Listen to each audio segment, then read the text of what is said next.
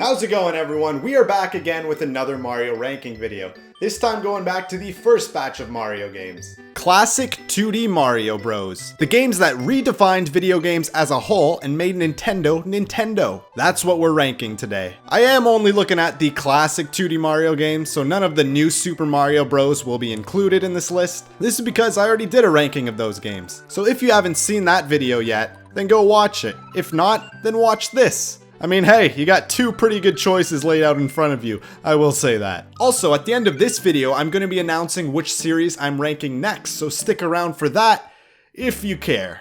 So without further ado, because you guys have been waiting for like less than a minute at this point, let's get this show on the road. Let's bring down the curtain, bring down the Mario 3 curtain, because Mario references. So we are looking at 7 Mario games in this ranking video, and we have to start from somewhere. So I'm going to carefully choose which game that would start us off in this list, and that game has to be that one.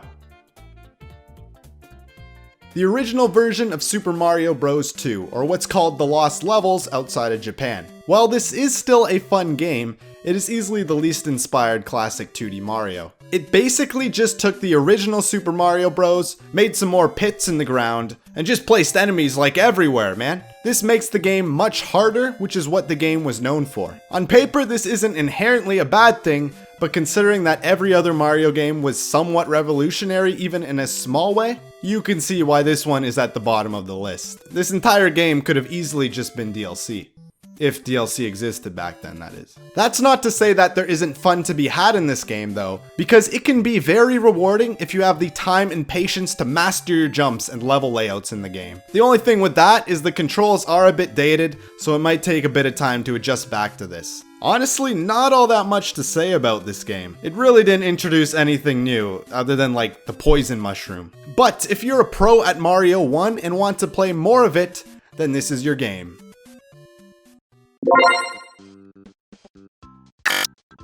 Now on to the next game, we have the second version of Mario 2.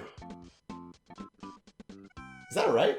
Yes, because this was the version of Mario 2 that was released outside of Japan. And okay, I guess this is more widely known now, but for those of you who don't know, this game was actually another totally different random game that Nintendo made, and then they just slapped a Mario skin on it. This was just because Nintendo thought Western audiences would find the original Mario 2 to be too difficult. Simpler times, eh? Imagine if game companies did that now. So because of all of this, this game is really weird for a Mario game. Yeah, you're fighting like frogs and whatever these things are supposed to be. Also, the gameplay is totally different. You don't jump on enemies to kill them, but you can pick up everything now. Most notably, these turnips that they place everywhere that you throw at enemies. Because it was so different, I feel like people either love this game or hate it.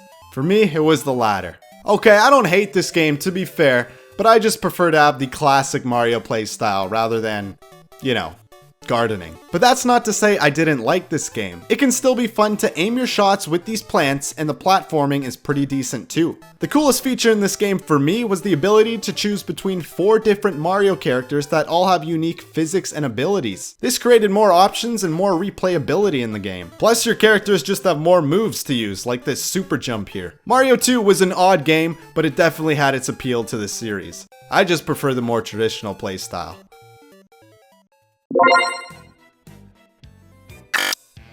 Alright, enough of this gardening business, because we have a very special game coming up next. And that game is Super Mario Bros.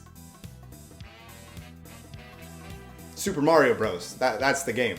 The original Super Mario Bros. This is literally like the most iconic game I can even think of. How come this isn't taught in history class? It is a game that defined revolutionary and is often credited for saving home console video games as a whole. It had simple to learn gameplay that was fun and intuitive, and introduced momentum in the game which made your character feel more realistic and natural to control. I mean, as realistic as you can get with someone who looks like this. This also rewarded players for going fast and timing the platforming perfectly, since you can just carry all that momentum with you. And it's got a very active speedrunning community, so I'm not the only one who likes to go fast in this game. This game overall had fun and satisfying gameplay. However, nowadays you can really see this game's age. The biggest thing for me was how Mario controls in this game. I was just praising the momentum-based platforming, and for the time it was very revolutionary, but now it feels kinda stiff. Some jumps I feel I can perfectly control Mario to where he is going to land, but at other times he can feel sluggish or sometimes too fast in certain cases. I'm not hating on these problems, I just gotta point them out. Like, you can't go back to the first airplane and be like, "Tuh, no AC? What a joke." But this is a comparison list, so we're like comparing that plane to these planes in certain aspects. And when you compare all of this, you see the improvements that were made to the physics over time. That all being said, you can definitely still get enjoyment out of this game even now.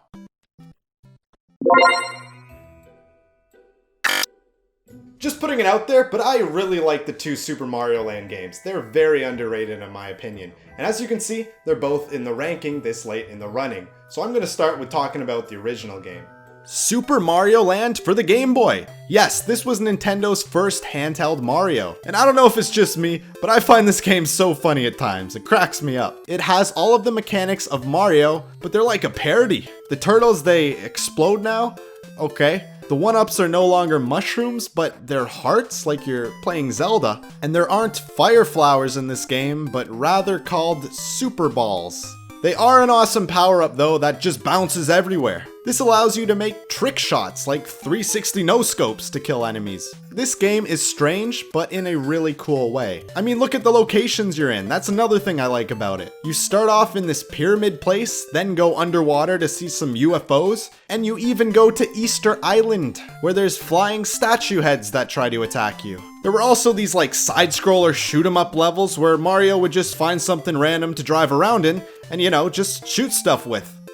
Maybe I'm not explaining this well, but these are just fun side-level distractions that worked really well with the main gameplay. The music in this game is just bumpin', even with the Game Boy's limited hardware. You got the main theme, Muda Kingdom, and when you get a star now, it plays the can-can. I told you this game was hilarious.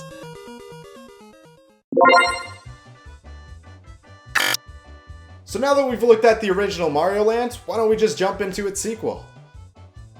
Yep, that's exactly what we're gonna do.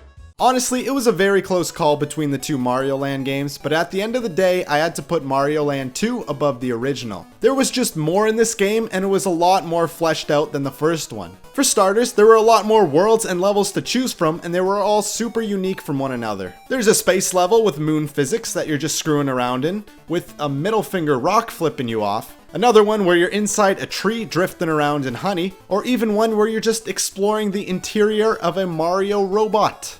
What?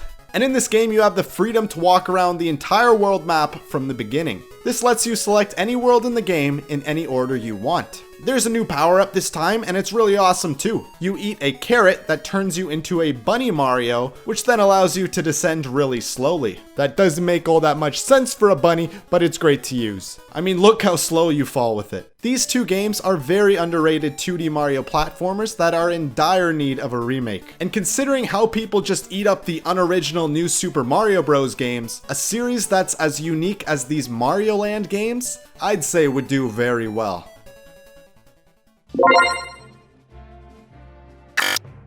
So these last two games are generally considered the peak of Mario platformers, and honestly are on a tier of their own. But this is a ranking video, and one does have to be ranked higher than the other. So why don't we start with Mario 3.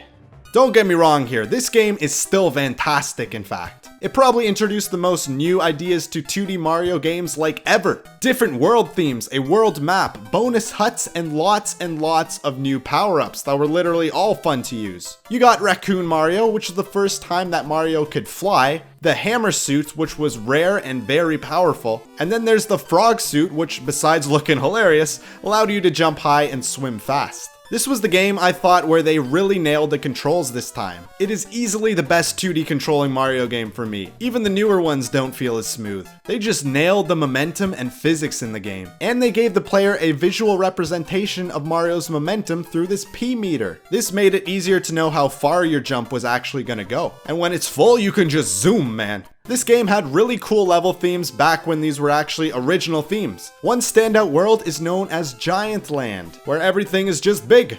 You know, that sounds a lot less cool when you just explain it like that, but trust me, try playing it and you'll see. It just takes you to a completely different perspective now that a common Goomba is bigger than you. This game was another huge step in innovation in the 2D Mario games, and it really showed how great these games could be. But there was one other game that took it to an even greater level. I mean, you already know what it is at this point. I don't even know why I'm trying to hype it up. Let's get on with it. Super Mario World. Even though the setting takes place on one island, so it's a title that's probably better suited for Mario Odyssey, but I digress. This was a unique setting for a Mario game at the time. You are not in Mushroom Kingdom anymore, but are on this dinosaur island of sorts. Oh, Super Mario Jurassic World would have been a better name for this game actually. Just thought of that. And on this dinosaur island, you meet Yoshi for the first time, and what a great addition he was. He could eat stuff for you, spit it out, and gave you some extra oomph to your jumps. Plus, he's got a whole set of power-ups that only he could use. Speaking of power-ups, this game introduced some great ones. The most notable one being the cape. This literally turns you into Superman and allows you to glide down after flying. For me, I could never control this thing, but hopefully you can. This game had so many secrets, like it was known for that. They had secret exits that led to branching paths to secret levels on the world map. These secrets then unlock a secret world that had another secret world in that secret world. And it was just filled with a bunch of really hard levels. Damn man, there's probably secrets in this game that no one's even found to this day. I gotta get looking. Maybe. Probably not, because there's data mining now, but you get the idea. This game is a total joy to play through, and it's just bursting with originality throughout. Alright, so now we've ranked the classic 2D Mario games, new 2D Mario games, 3D Mario games, and even the Paper Mario RPG series. So with all that being said, I think it's time to move on to another series of games to rank.